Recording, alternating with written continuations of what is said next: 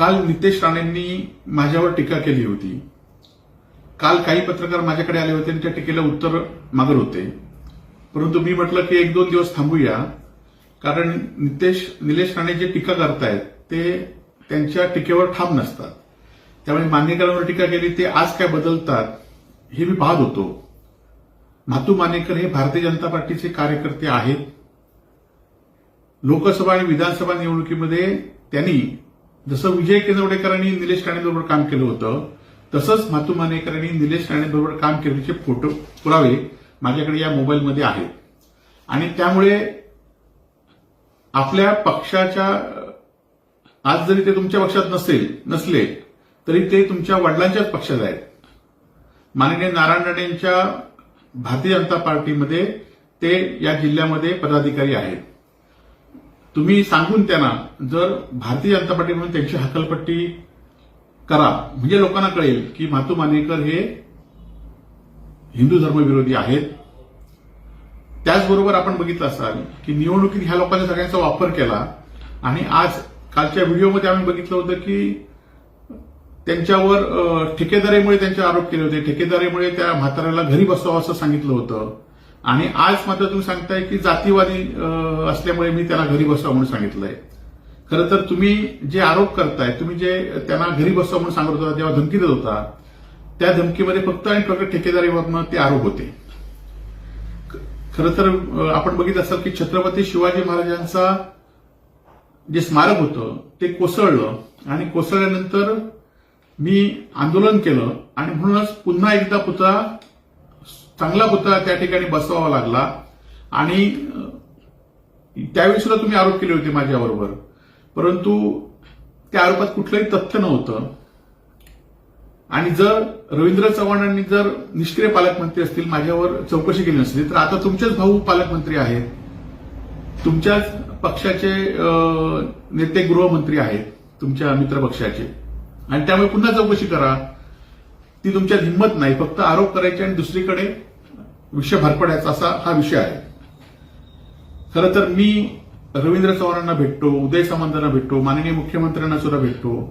मी जिल्ह्यातील अनेक भारतीय जनता पार्टी आणि शिंदे शिवसेनेचे अनेक नेते कार्यकर्ते यांच्या हे माझे संपर्कात असतात, मी त्यांच्या संपर्कात असतो. परंतु माझ्या पक्षाची भूमिका आणि माझी भूमिका ही माझी ठाम असते, हे लोकांनी बघितलेलं आहे. परंतु मी भेटतो ते तुम्हाला का पोटात दुखतंय?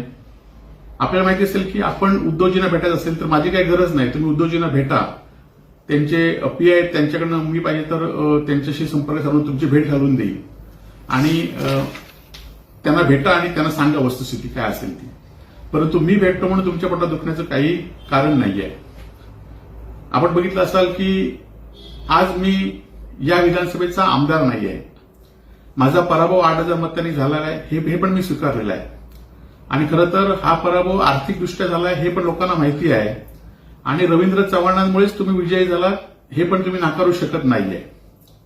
परंतु मी आमदार नाही. आता तुम्ही आमदार आहात तर तुम्ही या जिल्ह्यातील प्रश्न या मतदारसंघातील प्रश्न सोडवले पाहिजेत. माझ्यावर आरोप करण्यापेक्षा आज आपण बघित असाल की मच्छीमारांना एलईडीने धुमाकूळ घातलाय, मच्छीमारांमध्ये दुष्काळ पडलाय. आज जलजीवन मिशनची कामं एकही काम या मतदारसंघामध्ये जी आम्ही सुरू केली होती, एकही काम पूर्ण झाले नाही, ही वस्तुस्थिती आहे. आज शासकीय मेडिकल कॉलेज सुरू केलंय, त्या मेडिकल कॉलेजमध्ये डॉक्टर नाही आहेत. याउलट तुमचे जे सैजाबचे असतात, पीए असतात, ते त्या ठिकाणी टेम्पररी कर्मचारी नेमण्यासाठी पैसे घेतात. ह्याचे पुरावे माझ्याकडे आहेत, काही दिवसात मी ते देईन.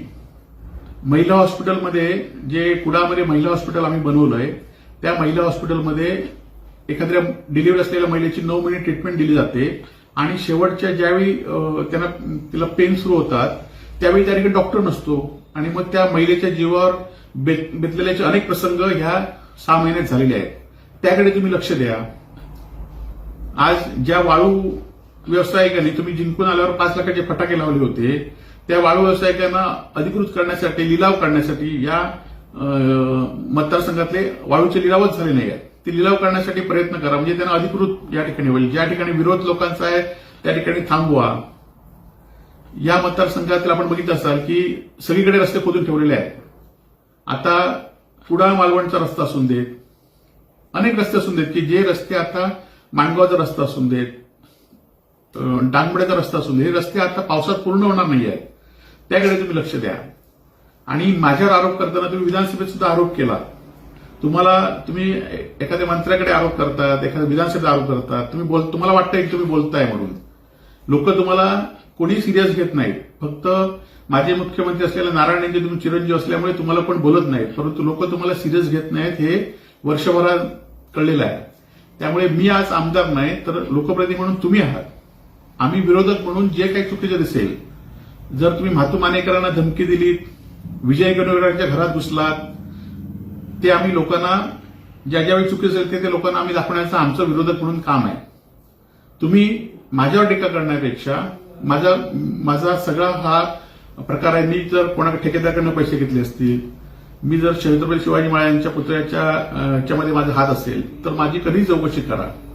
मागच्या वेळेस आपण भ्रष्टाचाराचे आरोप केल्यानंतर मी एलसीबीला पत्र दिलं होतं की माझे चौकशीचे काही पुरावे या आमदार महोदयांकडे असतील तर ते पुरावे त्यांच्याकडनं घ्या. त्यामुळे माझा कुठलाही चौकशी आपण करू शकता याआधी सुद्धा झालेली आहे. म्हणून सन्माननीय निलेशजी राणे यांना माझी विनंती आहे की तुम्ही माझ्यावर टीका करण्यापेक्षा मी जे बोलतो त्यात काय सत्यता आहे. तुम्ही म्हातू मानेकर जे तुमच्या प्रचारात सक्रिय होते आणि 25 वर्ष ते विरोधक आहेत. माझ्या 4 निवडणुकीमध्ये त्यांनी विधानसभेमध्ये माझ्या विरोधातच प्रचार केलाय, परंतु ते कार्यकर्ते म्हणून चांगले कार्यकर्ते आहेत. अनेक वर्ष ते त्या भागात काम करतायत आणि त्यांना तुम्ही त्यांचा बंदोबस्त करायचं सांगत असेल किंवा विजय केंद्रेकर हे भारतीय जनता पार्टीचे अनेक वर्ष कार्यकर्ते होते, त्यांच्या तुम्ही घरात घुसून त्यांना मारण्याची धमकी देत असाल तर विरोधक म्हणून आमचं काम आहे की त्या विरोधात आम्ही बोलायचं. आपले जे साथीदार आहेत त्यांना हद्दपारीच्या नोटीस आल्या आहेत, त्या आपण थांबवू शकल्या नाही. आनंद शिरोडकर गेले अनेक वर्ष तुमच्यावर काम करतो, त्याला हद्दपारीची नोटीस आली, तो हद्दपार आहे. अजून काही कार्यकर्त्यांना भाजपच्याच गृह खात्याने हद्दपारीच्या नोटीस आता काढतायत, त्या नोटीस तुम्ही थांबवण्याचं काम करा. आणि मी काय बोलतोय ते तुम्ही योग्य असेल तर त्याचा विचार करावा, एवढंच मी तुम्हाला सांगतो. जय महाराष्ट्र.